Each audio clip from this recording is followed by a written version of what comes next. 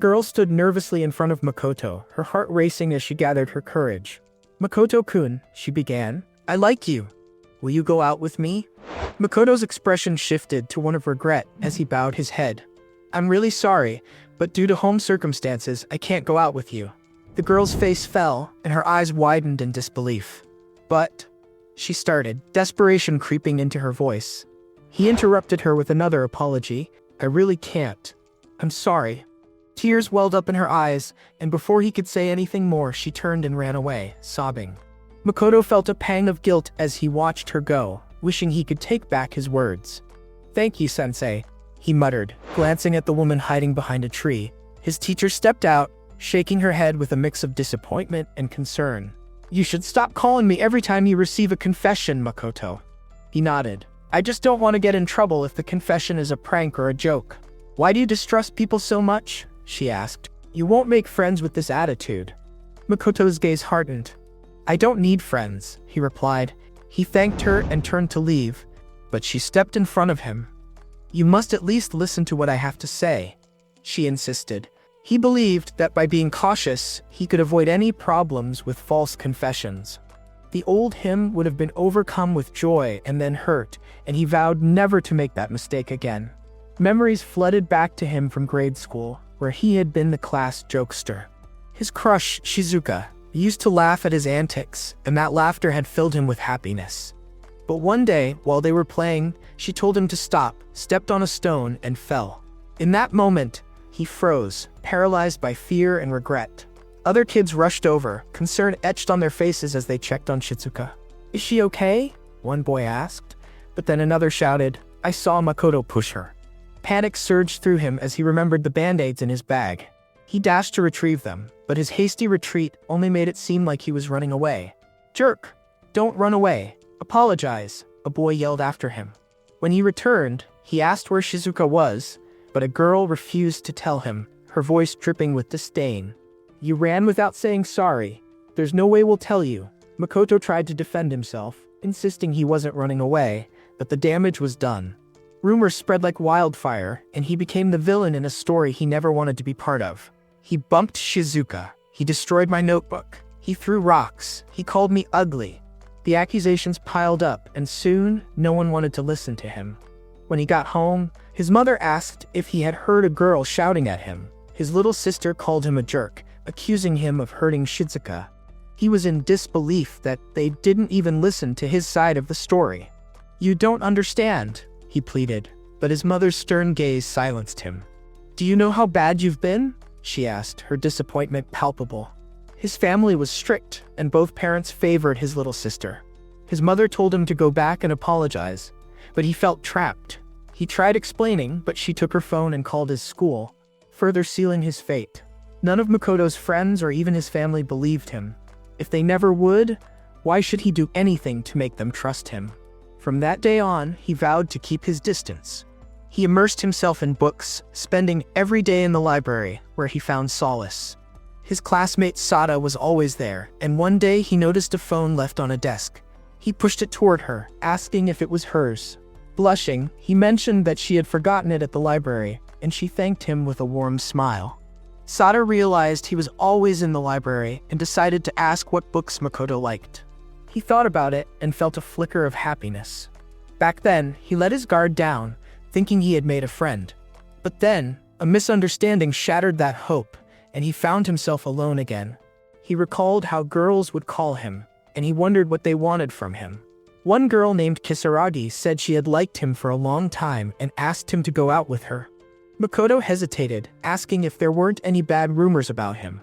Kisaragi smiled and said she believed him, asking if they could at least stay friends. He agreed, saying being friends was fine, and they should start with that. She mentioned that it might be going fast and asked if he could meet her over the weekend. That weekend, Makoto found himself the punchline of a cruel joke. He had been tricked by Kisaragi, and the laughter of other students echoed in his ears as they praised her, calling her a genius. "I can't wait for tomorrow," he had said, oblivious to the trap being set. It was only later that he realized her confession had been part of a punishment game, a cruel twist that left him feeling humiliated. Looking at his phone, he felt the remnants of his heart, which had dared to hope after the incident with Sada, shatter completely. He deleted Kisaragi's contact, feeling a cold emptiness settle in his chest. The bad things kept happening, and he felt the chill of the air seep into his bones, grateful for the gloves he wore to shield himself from the cold. "Morning, Makoto," a girl called out, her cheerful voice breaking through his thoughts. He recognized her as Ninako-san, but for a moment he struggled to remember her last name.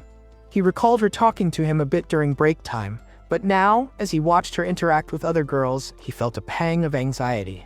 Ninako was chatting with a group of girls who were warning her about the horrible rumors surrounding him. "Are you sure it's safe to talk to him?" one girl asked, her tone laced with concern. But Ninako reassured them, "It's fine. Makoto isn't that kind of guy." Back home, Makoto read a message from Ninako suggesting they go to karaoke over the weekend, and she mentioned bringing a friend or two. He thought about the karaoke room and decided it should be okay since she would have her friends with her. But when he arrived, the atmosphere was anything but welcoming. Boys were laughing at him, one of them sneering, "Makoto can't get close to Ninako. What's wrong? Are you too emo?" They mocked him, asking if he really thought she would come. Another boy suggested they hang out with him to get all his stuff out. At that moment, Makoto realized he had been betrayed more than once. He should have never let his guard down. Anger and self-loathing washed over him as he thought about how he had fallen for the same trick repeatedly. He ended his middle school years in complete isolation. As he walked away, a girl called out to him, "Makoto." He turned to see Miyazaki Shizuka approaching. For some reason, all the girls who had betrayed him in the past seemed to end up at the same high school as him. He wondered why she was talking to him now, especially since she had never spoken to him throughout middle school. "I just want to go home," he muttered, trying to brush past her. But she looked surprised and followed him. "Is this your home?" she asked, her tone curious. Miyazaki mentioned that he seemed really gloomy and found it surprising that he didn't have friends. "I can be your friend if you want," she offered. Makoto was speechless. Why now? After all this time? "A lot has happened," she continued, "but it's water under the bridge. I thought you were forceful back then, but I never believed any of the bad rumors." He felt a mix of disbelief and frustration. The school life Miyazaki saw was completely different from his own. "You believe me?" he asked, his voice barely above a whisper. "Of course. You must quit being so meek," she urged. "We should go back to doing dumb things like we used to. What do you say?" "Why now?" he asked. She smiled, a hint of nostalgia in her eyes. "Are you mad because we've never spoken until now? We were in different classes, and I was too nervous to talk to you. I'm sorry for what happened before. I was scared, but I want to change now that I'm in high school and have found my courage." Makoto knew this story all too well. He had heard it before, and he felt a wall go up around his heart. "Please, just stay away from me," he said, his voice firm. "Stay away? Why?" she asked, her brow furrowing in confusion. "You used to like me. Stop being weird." "It's my fault," he said, his voice breaking. "I'm really sorry." The words hung in the air, leaving Miyazaki speechless. "It's too late for you to say you trust me now," he added, turning away from her. He walked inside, locking the door behind him. His little sister, who had been eavesdropping, called out, "Are you with Shizuka-chan?" Makoto felt a wave of embarrassment wash over him. "I'm back," he said, apologizing for being late. "Can I go upstairs?" "Stop being formal. We're siblings," she exclaimed, her voice cheerful. "Come on, Oni-chan. You were so bright and happy before." He asked to be excused and walked away, feeling the weight of her words. "Welcome back," she called after him, but he didn't respond. His mother noticed he was late and said he should get ready. "I may be late because of work, but we should go out somewhere to celebrate your first day of school." Makoto hadn't heard about any of this. "That would be delightful," he replied, though his heart wasn't in it. His mother added, "Enjoy time with your family. Ever since the Miyazaki incident, things have gotten awkward when we go out together, so you don't come anymore." He studied and read books alone, avoiding family outings. His mother continued, "Your father may be out of the country for work, but you should stop sulking. We're a family." She asked for his forgiveness, saying she would be more careful from now on. Makoto loved writing his own novels because it allowed him to drown in his own world, a sanctuary where he could escape the harshness of reality. It was the only good hobby he had, especially since he often felt like he had nothing else to hold on to. As he sat at his desk, he noticed 2 messages on his tablet. One was a passionate review of his latest work, Ice Sky Reincarnation, and the other was from a publishing company, providing contact information for him to get back to them.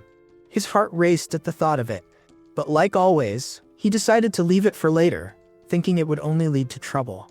Deep down, he felt a flicker of happiness at the recognition, but he quickly pushed it aside, putting the tablet back down as if he had never seen it. Feeling sleepy, he realized he had been thinking too much about the publishing email. He planned to take a nap after lunch. As he looked around the cafeteria, he noticed a girl reading a book while eating. Her name was Shimizu-san, and she was alone, just like him. He had heard the bad rumors about her, but he dismissed them. She seemed just like him, an outsider. Suddenly, a girl approached him, asking if she could eat lunch with him. Makoto was taken aback. He didn't remember her. She noticed he was done eating and suggested they could talk. He felt a wave of suspicion wash over him. Was she trying to befriend him just to ditch him later? It reminded him of Nino-san, who had done the same. "I have a book I want to read," he said, trying to deflect her attention. She insisted they should talk, claiming he was trying to shoo her away. Frustrated, Makoto called out to Shizuka, saying he'd like to see her book when she was done. "Shh, take it," she replied, tossing it to him. "Thanks," he muttered, feeling the weight of the moment. Nobody ever tried to be friends with Shizuka, and the girl laughed awkwardly, saying it was her first time seeing Makoto talk to someone. Ignored, she walked away, leaving him to ponder the situation. He thought about how people disliked Shimizu because of the bad rumors floating around. Everyone judged others without figuring out what was true or false for themselves, and he didn't want those kinds of people around him. The girl's comment about it being his first time talking to someone lingered in his mind. She was right. He had isolated himself. On his way home, carrying groceries, his little sister tried to help him with the bags. "Don't bother," he said. "If I make you hold one, Mom will get angry at me." As he walked, he wondered why he had even tried talking to Shimizu-san. It wasn't something he usually did. Suddenly, he noticed her coming in his direction, smiling while on her phone. His little sister pointed her out, saying, "Look, it's that delinquent." Makoto felt a knot in his stomach. Shimizu's smile seemed strange to him, and he noticed she was wearing their school uniform. She got off her phone and noticed Makoto and his sister, giving them a curious stare. Was she squinting? They walked past each other, and Shimizu continued looking at her phone. His sister mentioned that Shimizu was the mean-looking girl everyone at school talked about. "She's a weirdo," she added, her tone dismissive. Makoto was speechless. "Did you say something?" his sister asked, noticing his silence. He continued walking, lost in thought. "Why did you stop being close to her?" she asked, her voice curious. "You always played with Shizuka-chan and never with me. I always wanted to bully you as a kid." Cognitive dissonance swirled in his mind as he thought about the rumors and how they had affected him. He had been hurt by the lies, and now he was the one who had to navigate the fallout. "It's your fault for not paying attention to me," she said, her voice softening. "I get it if I was wrong about the bad rumors. I don't think my cool Oni-chan would ever do something like that." Makoto felt a mix of guilt and frustration. "You should calm down," he said, knowing he wouldn't make that mistake again. "I'm sorry for not being there." His sister looked at him, puzzled. "Should I call you Makoto-kun now?" He sighed. "Please just stop calling me Oni-chan." The past couldn't be undone, and he felt the weight of his words. She wondered why he had said something like that, and he quickly walked away, leaving her behind. At home, Makoto sat at his desk, typing on his tablet. The conversation he had with his little sister Haruka had messed him up more than he thought. He just wanted to keep writing, to lose himself in the worlds he created. As he typed, he noticed a new message notification on his phone. Opening it, he saw the name Pico. The subject line read, "I'm cheering for you. Your novel has been my complete salvation these days. I'm a pretty gloomy girl, but I'm doing my best in school because of you. I'm always cheering for you."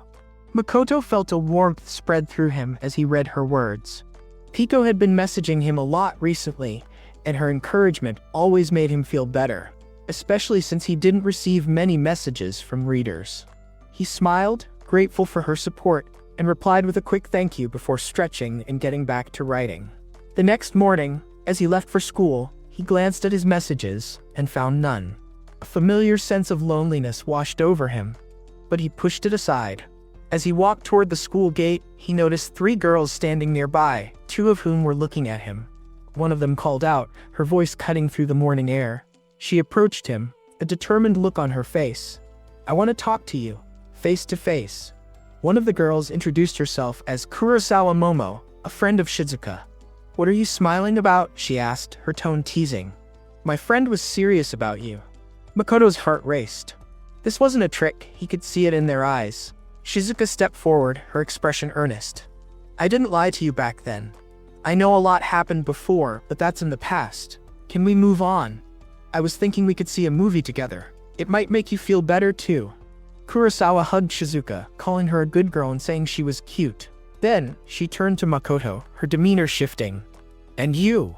What's with your attitude? It's stupid. Nobody cares about the past.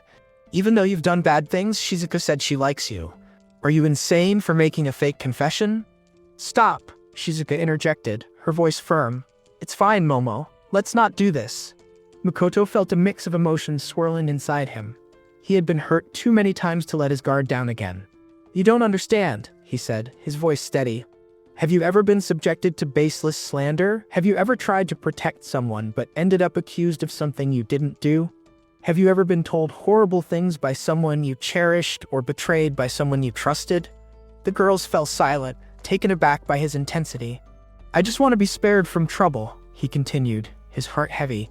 "It's too late to undo what's been done. Please, just leave me alone." Shizuka's eyes glistened with unshed tears as she turned and ran away, crying. Makoto watched her go, feeling a pang of regret. He had pushed her away again, and for what? In class, Shizuka sat at her desk, drinking from a bottle, her eyes glued to her phone. Makoto guessed she was reading a web novel, likely engrossed in a chapter she really liked. He noticed her typing furiously, and for a moment he felt a twinge of envy. He took out his phone, hoping for a message, but there was still nothing. He had wanted feedback after adding a new part to his novel yesterday. Just then, a notification popped up from Pico. Subject: "I absolutely love this part. I finally found the time to read it this morning. The newest chapter was absolutely great. It's a bit embarrassing to use the heart since I've never done that before, but it was just that great. I bumped into a little trouble this morning, but I felt better thanks to you. Please continue working hard." Makoto felt a rush of warmth as he read Pico's message, her words lifting his spirits. "I'm glad you enjoyed it," he thought, a smile creeping onto his face. He hesitated, wondering if replying right away would seem weird, as if he had been waiting for her message. But he dismissed the thought, feeling an urge to respond. He wanted to thank her and mention that he was planning a new chapter. As he typed, he noticed Shizuka staring at him, her gaze fixed on his face while she held her phone. He felt a flutter of anxiety, wondering what she was thinking. Just then, he received a ping notification on his phone. A new message. The subject line read, "If it's possible." Confused, he read it aloud. "If it's possible." Shizuka's eyes widened as she realized who she had been texting. Her face turned a deep shade of red, and in her flustered state, her phone slipped from her hands and fell to the floor. Makoto noticed a Pomeranian mascot sticker on her phone case and called out, "Hey, is that a Pomeranian?" Shizuka's face turned even redder as she realized it had been Makoto all along. The connection clicked in his mind. Pomeranian. He tried to stop himself from overthinking, reminding himself that it wasn't like Shizuka was definitely Pomo. They both avoided each other's eyes, the tension in the air thickening. Shizuka made a sound, and Makoto looked at her, adding to the awkwardness. His heart raced, and he couldn't shake the feeling of embarrassment. He felt a bead of sweat trickle down his forehead for some inexplicable reason. "Relax," he told himself. "Shizuka and I aren't even friends." Just then, someone called out, "Morning," and their teacher announced that homeroom was starting. Makoto decided he would just erase the message and forget about it later. He planned to delete it when homeroom ended, but even after class and lunch, he still hadn't deleted it. He glanced at his phone, feeling uneasy about holding on to her message. There's no rush to delete it, he thought, trying to convince himself. The final homeroom was starting, and the morning had become overwhelming. All he wanted was to go home. As the teacher spoke about the recent terms they had completed, Makoto's gaze drifted to Shizuka. He noticed an intimidating aura around her, as if she were trying to distance herself by instilling fear in others. The teacher then announced that they would be forming groups for the upcoming trip. Makoto felt a wave of anxiety wash over him. He had always been alone, with no memories of such events. Trying to remember only made him feel sick again. The teacher encouraged the students to talk to their friends about forming groups, but Makoto stood up, thinking about heading home quickly. As he made his way to the door, Shizuka glanced at him, her face still flushed. She seemed to want to say something, but he excused himself, saying he would leave ahead. "Wait!" Shizuka shouted, kicking her desk in frustration. "What are you looking at? Stop trying to be friends with me." She stormed out, leaving Makoto feeling a mix of confusion and regret. Just then, Saito Miyu approached him, a familiar face from the library incident. "Is Shizuka your friend?" she asked, her tone expressing clear dislike for her. Makoto recognized that Miyu had completely transformed her appearance for high school, but he remembered her from their time in the library. He excused himself, starting to walk away, but Miyu called after him. "You haven't talked much lately," she said, her voice softer now. "But I'll never forget our days in the library together." "Makoto-kun," she continued, a hint of nostalgia in her voice. "You were special to me back then. I was just a plain girl who couldn't talk to boys, but you made it easy." Shizuka looked up from her phone, her expression thoughtful as she wondered aloud, "Is this what first love feels like?" She admitted, a hint of embarrassment coloring her cheeks. "It's kind of sad being alone, isn't it?" Makoto, caught off guard by her question, replied, "I know everything that happened afterward." He shifted uncomfortably, asking, "Are we in the same school with your sister, Miyazaki-san, Nanako-chan, and Kisaragi-san?" Shizuka's eyes widened slightly. "You didn't notice?" she asked, her voice softening. "You erased their faces from your memories, didn't you?" Makoto felt a pang of guilt. "It was partly my fault," she continued, "but I want to be friends again." He shook his head, declining her offer. "I don't think that's a good idea." "But I've learned about romance games," she insisted, her enthusiasm bubbling over. "By learning from my mistakes, I can make things right." Makoto realized that his sister and childhood friend weren't the only ones who found ways to rationalize their feelings. Shizuka had her own struggles, and he could see that she was trying to make sense of it all. "I have something nice to show you," she said, taking off her glasses. "Prepare for a nostalgia bomb." She put her glasses back on and struck a playful pose. "Tada, do I look good?" Makoto couldn't help but chuckle at her antics, but he quickly tried to calm himself down. He reminded himself not to get swept away by emotions. Forget those middle school memories, he thought, repeating to himself that he was empty. He took out his phone, and Shizuka, still excited, asked, "Are you taking a photo of me? Make sure to use a filter." But Makoto was focused on his phone. A message from Pico popped up. "This is Pomo.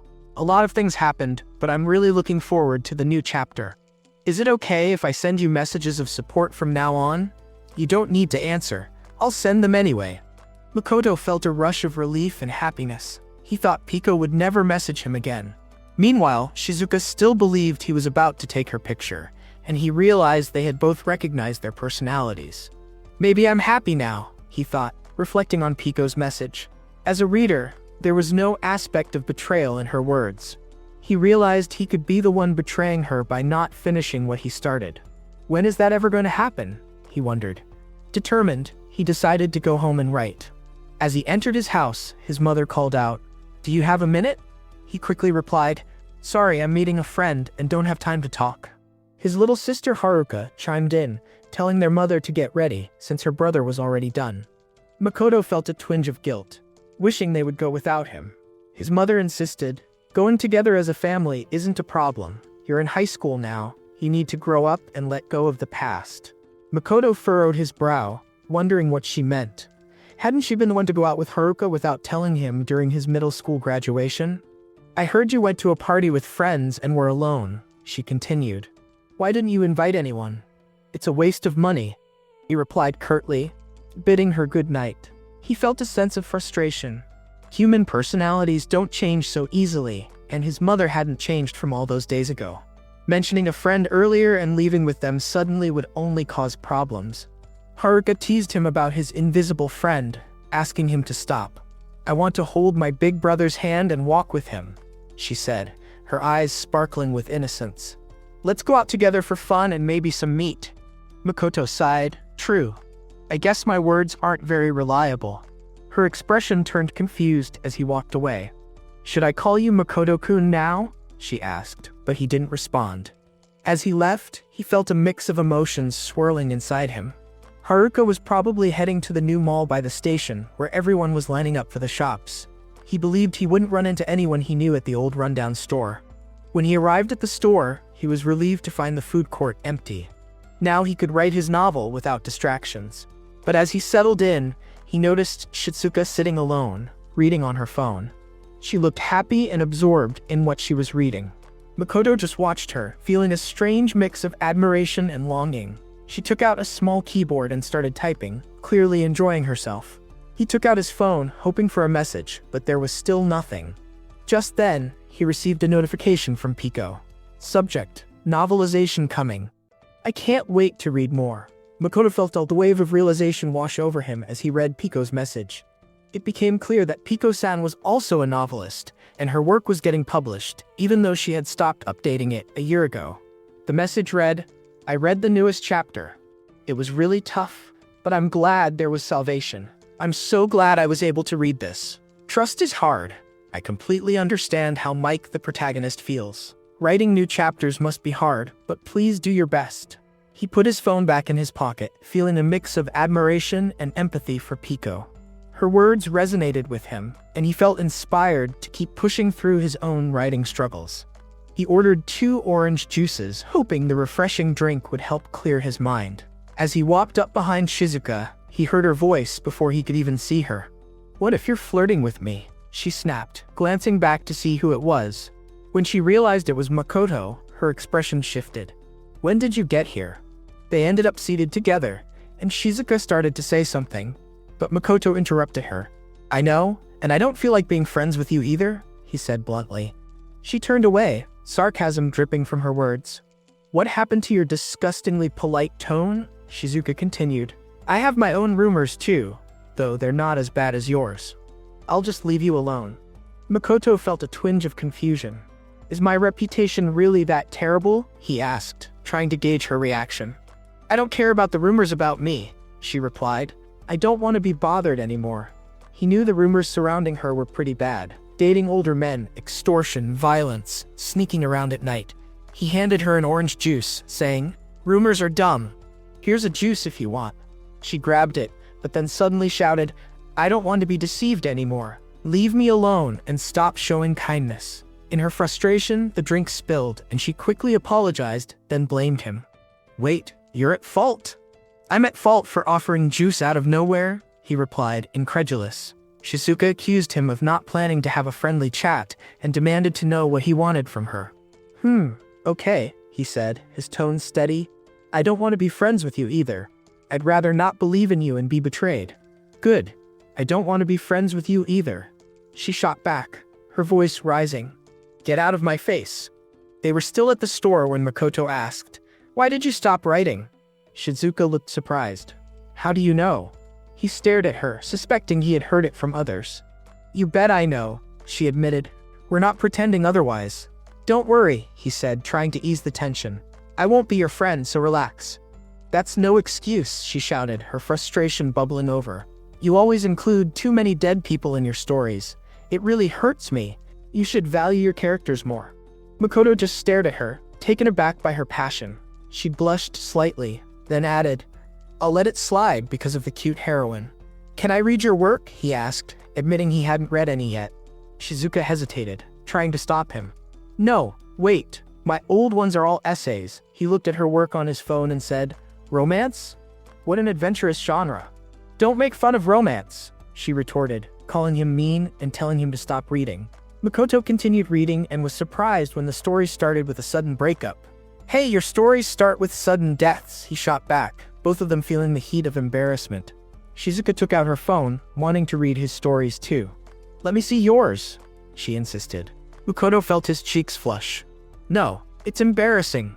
She started laughing, and the tension between them began to dissipate. As night fell, Shizuka's stomach suddenly rumbled, breaking the moment of levity. I didn't have lunch, she admitted, looking sheepish. I guess we talked too much. Makoto wondered about the last time he spoke this much. Pico was knowledgeable, as expected from the real Shizuka. He mentioned that he would eat and leave, asking if she wanted to go home with him. My family is annoying and too trustworthy, she replied, her frustration evident. We don't get along well. Suddenly, Shizuka shouted, "Oh, give me a break." Makoto looked up, curious about what had triggered her outburst. Just then, a girl entered the store. "Oh, there you are," the girl exclaimed. "I'm here to get Enri-chan." Shizuka blushed in frustration, and Makoto just stared, intrigued. The girl hugged Shizuka from behind, calling her Oni-chan and telling her to stop. Makoto watched curiously as the girl asked, "Is this your friend?" and greeted him with a cheerful, "Hello." Both Shizuka and Makoto insisted they weren't friends, leaving the girl looking confused. "I'm Sion, Rich-chan's sister," she introduced herself, her eyes sparkling. "I'm happy my sister's with someone her age." Makoto introduced himself as Shizuka's classmate, Shinju Makoto. Seon then commented, "You're cute. You remind me of Tatarakuin from The Sword and the Bloodstained Hero, an anime protagonist Shizuka loves." Shizuka picked up her bag, telling Makoto she was leaving and reminding him they weren't friends. "I'm not planning on it either," he assured her, feeling a strange mix of emotions. Seon, tired from work, suggested they stay and chat a bit more, but Shizuka shouted, "Shut it. I'm leaving now." Realizing her slip-up, Shizuka tried to cover it, but Seon asked, "What's wrong?" Makoto, sensing the tension, told Shizuka to be careful as she prepared to leave. She turned to him and apologized, her expression softening. Seon looked surprised and asked, "Are you Neon-sensei, the author of Maku's Grand Ice Sky Adventure?" She eagerly asked him to confirm it, calling him Neon-sensei. Makoto, confused, didn't know where to start. Shizuka quickly denied it, claiming she never said he was Neon-sensei. Seon insisted she heard it clearly, reasoning that Makoto must be Neon because he loved novels enough to talk to Enri-chan, the word fumbler. "Makoto nanin," Seon called out, her excitement palpable. "Why haven't you been responding to my messages? I've been waiting eagerly for you to arrange an editor meeting." Makoto realized that Seon was the one who had sent him a revision for serialization a few days ago. The implications of this connection began to sink in. Seon remarked, "Shizuka should have told me she's friends with Neon-sensei." Shizuka quickly shot back, "We're not friends." Her voice was firm, but there was a hint of embarrassment in her tone. Seon explained, "I was worried about you not responding. Do you need more time to think about the serialization?" "Let's discuss it later since it's late and we live close by," Seon suggested, calling it the destiny of serialization. Shizuka looked annoyed by her sister's enthusiasm. Makoto noticed the stark difference between Shizuka and Seon. Seon's calm and bright demeanor contrasted sharply with Shizuka's frustration. He stopped himself from overthinking about Shizuka and turned his attention to Seon.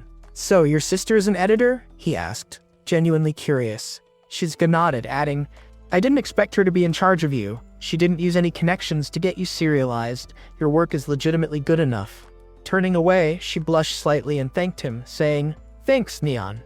Makoto stared in disbelief at her compliment. Seon insisted, "You two are good friends." Shizuka rolled her eyes. "I don't believe in those kinds of friends," she muttered. Makoto hesitated. "I don't think Shizuka and I are friends either," he said. But he stopped stuttering as he noticed Shizuka's expression. "What's up?" she asked, her curiosity piqued. Just then, two girls, Miyazaki and Kurosawa, looked in their direction, surprised to see Makoto with Shizuka. "Makoto," Kurosawa called out, asking him to wait and listen to her and Miyazaki's apology. Both girls were in tears, and Makoto wondered what they wanted to apologize for, feeling that their apologies wouldn't erase their past actions. "Makoto, let's go," Shizuka urged, reminding him of their earlier conversation. Makoto looked back at Kurosawa and Miyazaki, who were crying. "You're a meddlesome girl, you know that?" he said to Shizuka, a hint of a smile on his face. "I'm sorry for interrupting your conversation," he took her hand, making Shizuka blush. Seon, wanting to join in, tried to hold Makoto's hand too. "I don't know what's happening, but I want to be part of it." Not you, Seon," Makoto said, shaking his head. "That's not fair," she protested, then decided to hold Shizuka's hand instead. Shizuka insisted. "We're not friends," Makoto agreed. "You and I aren't friends, Shizuka." He paused, reflecting on their past. "Though old wounds can't be erased, I believe we've managed to bury them a little." Thanks, Shizuka, he said, calling her Piko-san, a nickname that felt comfortable between them. Meanwhile, Makoto's little sister observed them from a distance, surprised to see her brother with friends. She had thought he was bluffing about having friends, assuming they were imaginary. Makoto felt grateful for Shizuka's supportive messages every morning, even though it had been a few days since they last spoke. Their relationship remained as author and reader, with Tomiko-san sending him messages about his work whenever his new novel came out. For Makoto, that felt like enough. As time passed, the teacher announced it was time for students to form groups for the upcoming trip. As the students began to gather and choose their groups, Makoto felt lazy and expected to be left out, along with Shizuka. A girl nearby wondered aloud what they would do if Shizuka ended up in their group. Another girl responded with a dismissive, "Ugh, ew, no thanks." A boy laughed and asked what they would do about Shinji Makoto. Makoto figured he could manage on his own, and that there was no need to worry about him. Suddenly, Shizuka hit her desk and stood up, looking directly at Makoto, who was confused by her sudden action. She walked to the chalkboard, took a piece of chalk from another student, and declared, "I just want to get this over with and go home." With determination, she wrote her name and Makoto's name on the board, announcing, "We're a group of 2. Is everyone fine with it?" The teacher confirmed that it didn't matter if they were from different classes, and asked if the students had made their decisions. As Shizuka returned to her seat, Makoto stared at her, still blushing from the unexpected turn of events. "I'm not trying to get close to you," she insisted, her voice firm. "I just want to go home." "Oh, okay, whatever," Makoto replied, looking away. Shizuka grabbed her bag, ready to leave, while Makoto contemplated their situation. They were not friends, just Neon and Piko. He wondered why they had to be in the same group and how Neon would react to Piko's bold action. "It's easier this way," Shizuka explained. "I might end up with people I dislike otherwise." Makoto agreed, and she added, "You should be more direct with your words." "I can't be as straightforward as you are," he replied, a hint of a smile creeping onto his face. They both decided to stop talking about school for now. As they settled into a more comfortable silence, Makoto reflected on how long it had been since he hadn't felt alone during an outdoor class.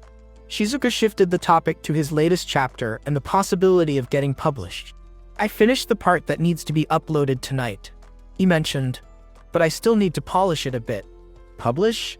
That's amazing," Shizuka said, her eyes lighting up. "You should be proud that your hobby is being recognized for publication." Makoto felt a mix of honor and anxiety. "Yeah, but since I'm underage, I'm concerned it might cause trouble for my parents." Shizuka reassured him. "There are many things to consider. Take your time to think about it." She then mentioned that he would be meeting her sister Seon the day after tomorrow. Although she seems aloof, Seon is passionate about her work. That's why she's never had a boyfriend, despite being so cute. Makoto noted Shizuka's blush and commented, "You must really like your sister."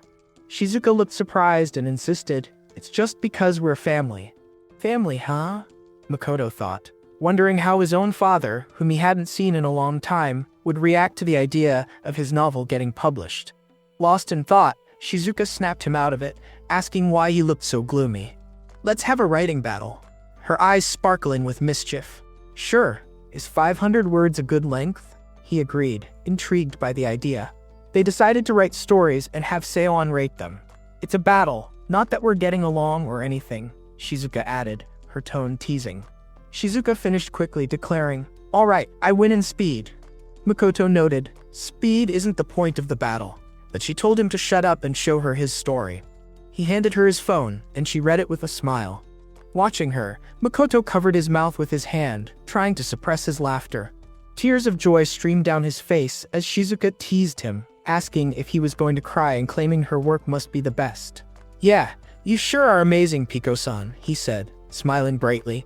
She stared at him, a playful grin on her face. "Fufo? If you say so." The next morning at home, Makoto's mother greeted him with a cheerful, "Good morning," and asked if he was leaving early again. "Yeah, I'm off," he replied as he headed for the door. His mother's expression shifted, and she asked, "Is something wrong?" "Gosh, I'm at a loss for words. It doesn't matter whether you do it or not. Once it becomes a rumor, it will be the truth. That's the world we live in. You got caught for violence. For God's sake, stop making trouble." Don't create problems for the family. Her words echoed in his mind, and even if he wanted to forget them, he couldn't. It wasn't that she was a bad person. She had tried her best to be a perfect mother. She asked him to speak his mind before he left. Makoto reflected on how her words often broke his heart, cornering him. He wondered how she would react if he told her about the publication, realizing she didn't even know he wrote novels. The thought of a high schooler selling a novel he wrote as a hobby felt daunting. He wasn't sure how much his mother trusted him with such a venture. He still had time before meeting Seon tonight, so he decided he would think about it at school. It's nothing, he told his mother, brushing off her concern as he headed out. His little sister called out, "Oni-chan," and threw a kusamochi at him, saying he should have a safe trip. Usually, she never stopped talking about wanting to go with him. At school, in the staff room, the teacher called Makoto and Shizuka over. The teacher expressed surprise at how well they seemed to get along as friends. Shizuka quickly clarified, "We're not friends, you misunderstood." The teacher assured them she wasn't asking them to keep a low profile or avoid trouble. "After all, I'm just your homeroom teacher, but I'm also an adult closer to you than your families. If you need advice, I'm here." Shizuka asked, "What's your point?" The teacher explained, "The world is full of irrational things and school is a miniature version of it. I don't tell you to make as many friends as possible, but I encourage you to find someone you can trust, even if it's just one person." Makoto responded, "Sensei, I'm sorry, but even if you have someone to trust, someday they will eventually betray you." Shizuka nodded in agreement. "That's right. You're going to be backstabbed at some point. You never needed friends to begin with." The teacher raised an eyebrow, asking, "So you don't mind being betrayed?" Shizuka frowned, clearly not understanding the teacher's point. Makoto and Shizuka exchanged glances, and she snapped, "You idiot. Why are you looking at me at this time?" "I'm not looking at you," Makoto denied, feeling flustered. The teacher chuckled lightly, telling them they could leave when they were done. Shizuka asked if the teacher was just telling them not to skip the outdoor class, and Makoto shrugged, unsure of the teacher's intent. As they were about to leave, someone interrupted them.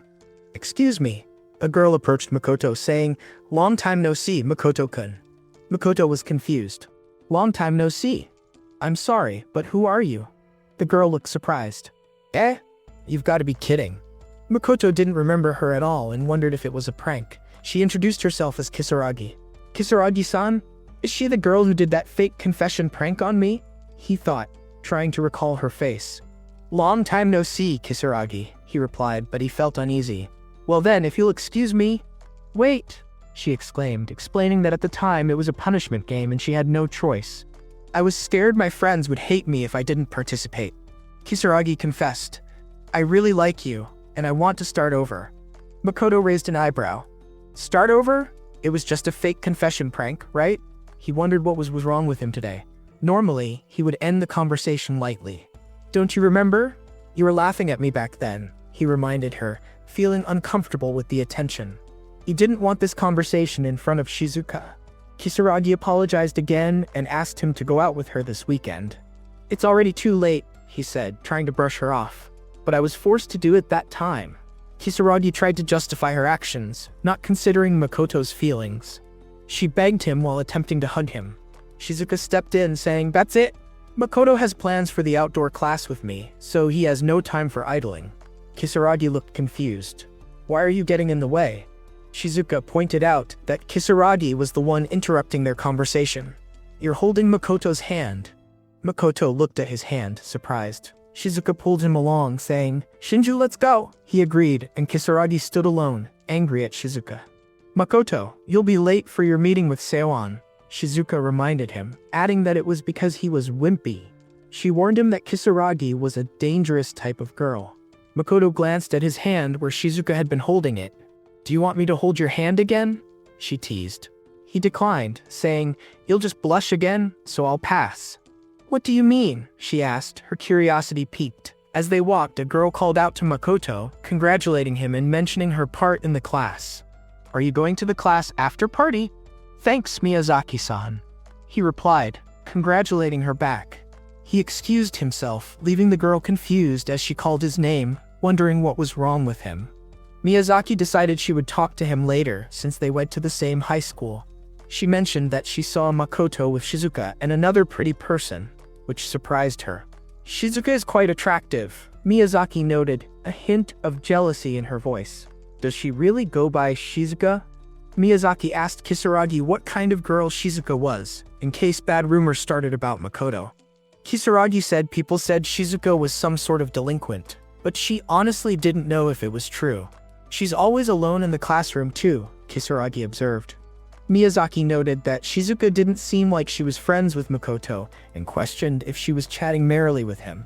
Makoto's sister remembered Kisaragi looking for Makoto earlier but didn't respond. Miyazaki said she heard a rumor that Kisaragi was once on good terms with Makoto. Sure, she might seem plain and quiet at first glance, Kisaragi said, but she's actually quite popular among the boys. Yeah, I've heard about it too, Miyazaki added. She's a princess type. Makoto's sister mentioned that something was going on with Nanako. Do you think Miyazaki doesn't want us at the same school too? She asked, glancing at her friend, Sayu. Miyazaki nodded in agreement. Yeah, I think she does, she replied, her expression thoughtful. Makoto's sister continued. You know, my brother was really kind this morning. His demeanor has changed. He's not as scary as before. He even accepted my feelings. She paused, wondering if it was thanks to Shizuka. Hearing such words made Miyazaki feel a pang of sadness. They all had feelings for Makoto, but had made mistakes in the past. She recalled a particular day in grade school when Shizuka got hurt. While she was upset, she realized that Makoto was being unfairly blamed. It was because we messed around, Miyazaki explained. Shizuka tripped on something, and I should have said something to that effect, but my classmates quickly turned on him. Makoto didn't hurt her, but I couldn't speak up in that atmosphere. For kids, school is their whole world, and being condemned by his classmates turned Makoto into someone gloomy. Miyazaki had been scared that Makoto would remain that way even in middle school.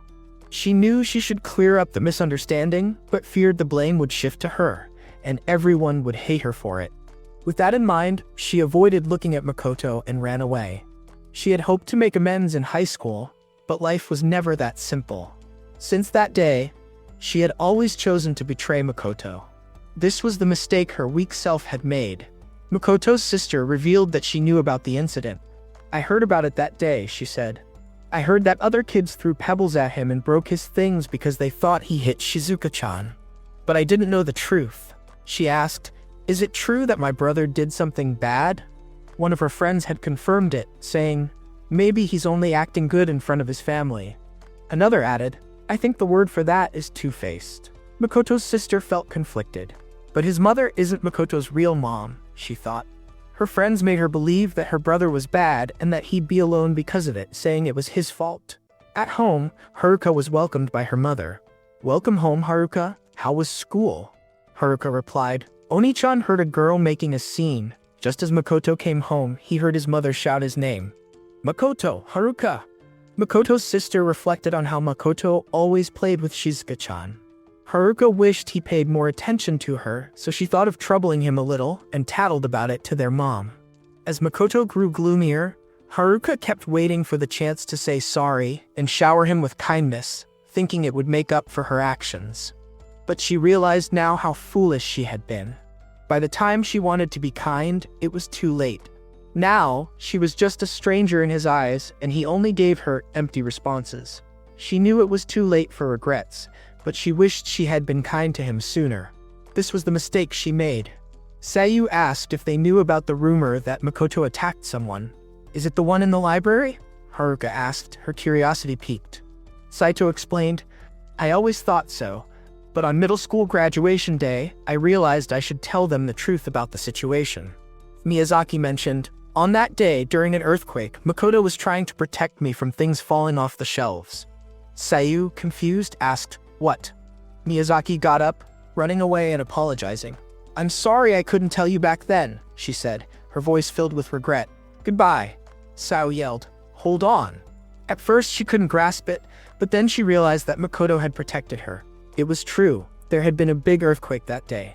At that moment, Sayu was surprised when Makoto jumped at her, shouting Shinjuku and attacking. The students around them exclaimed in shock, drawing attention with that sensational line. Makoto-kun attacked me, Sayu thought, her heart racing. She couldn't reconcile this with the kind-hearted Makoto she knew. Everyone looked at him with disgust, murmuring that they had misjudged him. Makoto was crying all alone, and a student asked Seiyu if he could accompany her to the infirmary. Another student chimed in, saying she looked super cute without her glasses. Attacking someone because they're cute and quiet is just the worst, one of the boys said, and they vowed to protect her. Seiyu felt overwhelmed. Back then, she had been shy and didn't have many friends. It was the first time people were pampering her so much, and she was thrilled about it. The thing was, she should have immediately asked Makoto what he was trying to do. But she couldn't because of how the people around her acted. Because of that incident, she made new friends and learned to be stylish. School life became so fun that she forgot about the attack. Haruka mentioned that Seiyu was super popular in 9th grade and knew a few people who confessed to her. But I rejected them all, Seiyu said, surprising both Miyazaki and Haruka. Saito admitted, no one is as cool as Makoto-kun, though I don't know why I think so. After someone told her the truth, she caught sight of him that same day, and happy memories from the library came flooding back. Sao held romantic feelings for him, understanding them as such. She desperately called out to him, but Makoto-kun didn't turn to look at her. In that moment, she realized what she had done to him all this time. That was her mistake. She had thought she would have a chance to talk with Makoto-kun in high school, but it turned out she couldn't. Miyazaki-san really regretted it. Even now, he's still important to me, but everything is my fault, she lamented. Haruka mentioned that if she had apologized sooner, things might have been different. Seiyu echoed, if only I had reached out to him sooner. No matter how much they wanted to apologize to Makoto, it felt meaningless. There's no reason for him to believe us, Seiyu said, her voice filled with despair. So what can we do? I want to apologize to him right now, Haruka exclaimed, her determination shining through. But they both knew that Makoto wouldn't look at them. Miyazaki suggested, we must take actions that will make Makoto turn back to his kinder self. Then, and only then, can we apologize. The group excitedly agreed to take action. Haruka vowed to do her best, and Miyu decided to try talking to Makoto more often. However, Miyazaki cautioned, we shouldn't get in contact with him directly. Sue asked, what do you mean? We just agreed to take action. Haruka supported Miyazaki, saying, since we are the ones who hurt Makoto, we shouldn't even be allowed near him. Entering his personal space is not an option. And words of regret mean nothing at this point. We don't even have the right to love him anymore, especially since the Yankee girl, Shizuka, has managed to take back Makoto's heart. They should support her all the way. Miyazaki and Seiyu were confused at first, but then they realized that while they couldn't undo their mistakes, they could support Shizuka. Seiyu agreed, and they decided to help progress the relationship between Shizuka and Makoto, supporting them in any way they could. However they could, they decided to focus on the nearest event, prioritizing the prevention of obstacles from entering the scene. Stopping Kisaragi-san and Nino-san became their top priority. They laughed together, feeling a sense of unity in their new mission. Although their reason for meeting wasn't exactly a good one, they were glad they had come together and talked. They encouraged each other to do their best and agreed that this would be a secret between them. An alliance was formed.